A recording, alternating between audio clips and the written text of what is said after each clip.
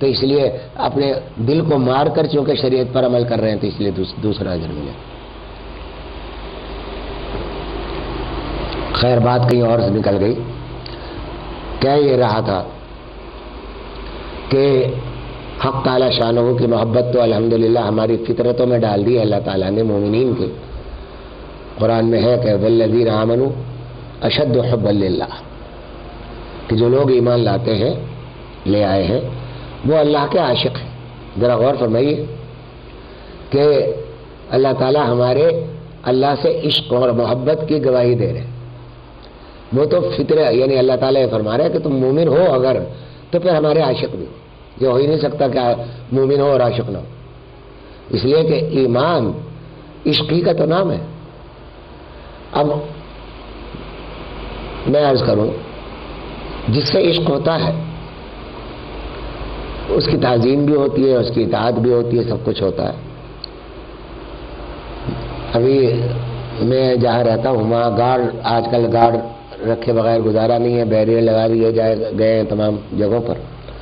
وہاں 2 گارڈ ہیں میرے گھر کے سامنے رہتے ہیں اکثر. ان میں سے ایک گارڈ جو ہے جب میں باہر نکلتا ہوں تو وہ تقریباً رکوع میں جا کر ایسے ایسے سلام کرتا ہے، تقریباً رکوع. اور وہ مجھے ہی نہیں، میرے لیے کچھ زیادہ جھکتا ہے، اوروں کے لیے کچھ تھوڑا سا کم جھکتا ہے، بس اتنا فرق ہے.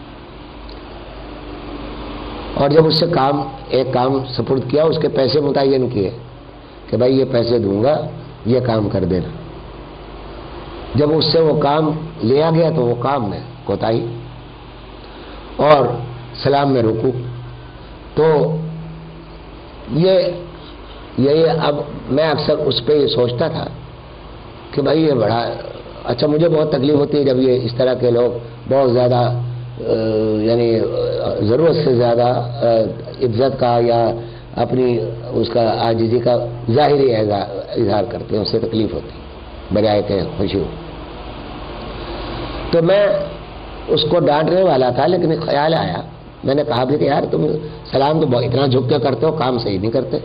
اتنا تو میں نے کہا. لیکن مجھے خیال آیا کہ ہم بھی تو یہی کر رہے ہیں کہ اللہ کے سامنے رکوع میں جھک رہے ہیں، سلام کر رہے ہیں، سمجھے. ہم بھی تو یہی کام کر رہے ہیں نا کہ اللہ سے کہہ رہے ہیں کہ ہم آپ سے محبت کرتے ہیں، آپ کے بندے ہیں. اللہ تعالیٰ سے اور سلام بھی کریں، وہ تو روح ہی کر رہا، ہم تو سجدے بھی کرتے. تو ان سجدوں میں جب یہ تو اللہ سے محبت کا اظہار ہے. جب کام کا وقت آتا ہے، کام کا وقت کون سا؟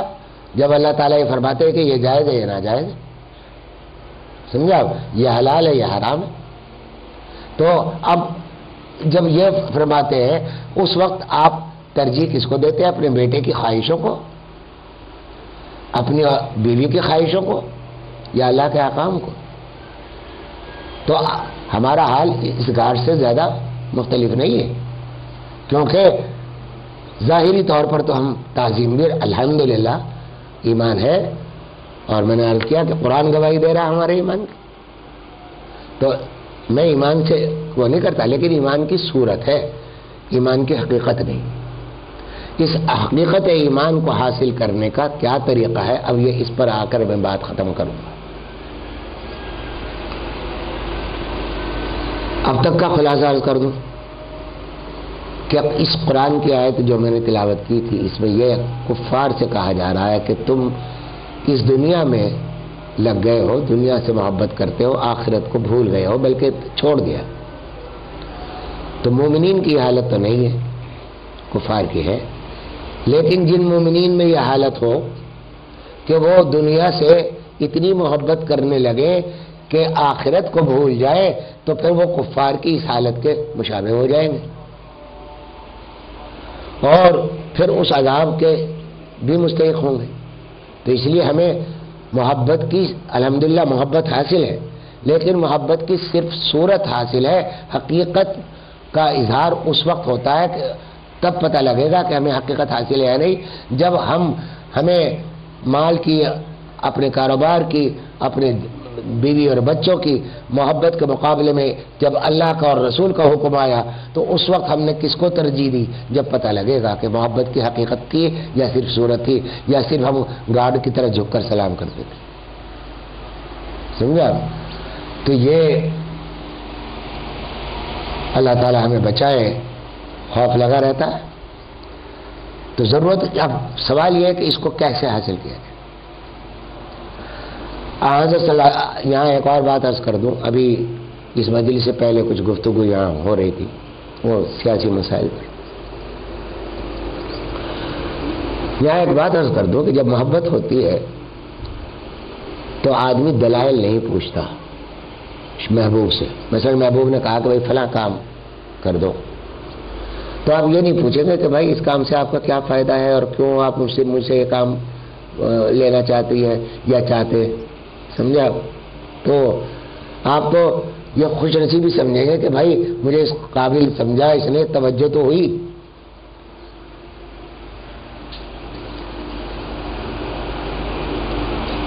ایک شعر یاد آ گیا جگر کا، جگر مراد آباد کا.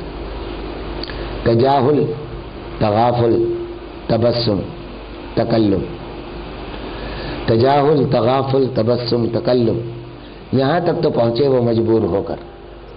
اب دنیا کے محبوب کا تو یہ حال ہے کہ پہلے تجاہل تھا تو گھاس ہی نہیں ڈالتا تھا، پھر تغافل ہوا کہ دیکھنے تو لگا لیکن غفلت برتتا ہے.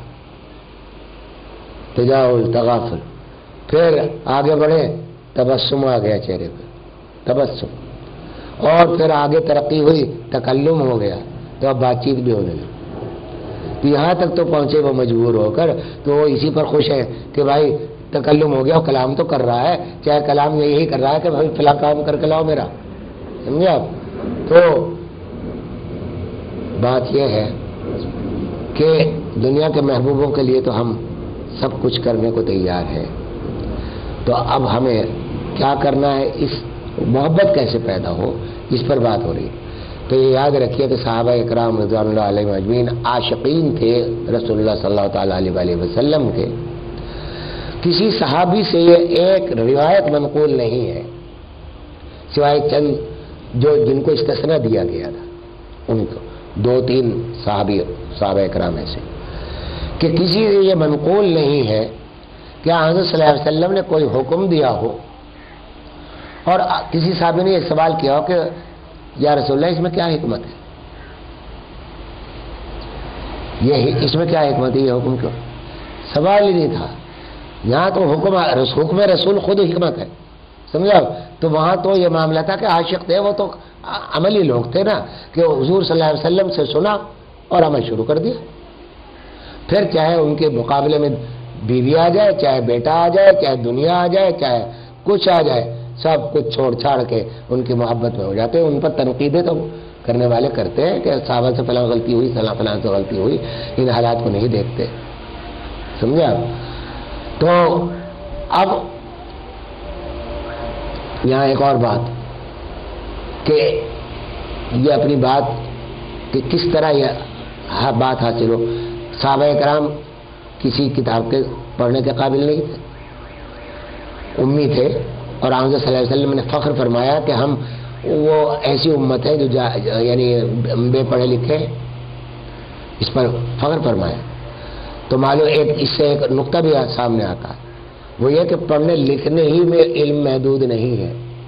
پڑھنا لکھنا تو الفاظ کا علم ہے، حقائق کا علم جو ہے وہ ان الفاظ کے اندر ہوتا ہے.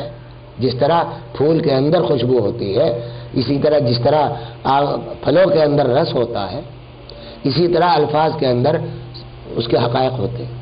اور بعض الفاظ تو پورے حقائق ادا بھی نہیں کر پاتے. تو اس لیے ہم الفاظ کو تو لے بیٹھتے ہیں، ان کے حقائق تک نہیں پہنچتے. صحابہ کرام کی خصوصیت یہ تھی کہ وہ پڑھے لکھے نہیں تھے، ادھر حکم آیا ادھر تعمیل ہوئی. یہ کبھی نہیں پوچھا کہ اس میں کیا حکمت ہے، کیا وزڈم.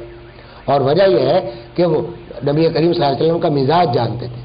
حکمت کا معنی تو راز کے ہے نا، کہ ایسا راز کوئی بادشاہ آپ کو بلائے، آپ کی اور اپنے دربار میں آنے کی اجازت دے، آپ اس سے کہیں کہ جی مجھے آپ اپنے زنان خانے کی ذرا سیر کرا دیجیے، سمجھے، اپنے خزانے کی سیر کرا دیجیے، تو یہ کان پکڑ کے نکال دیا جائے گا کہ بھائی بڑا گستاخ آدمی ہے کہ اس کو دربار میں آنے کی اجازت دی تو وہ اتنا آگے بڑھ گیا۔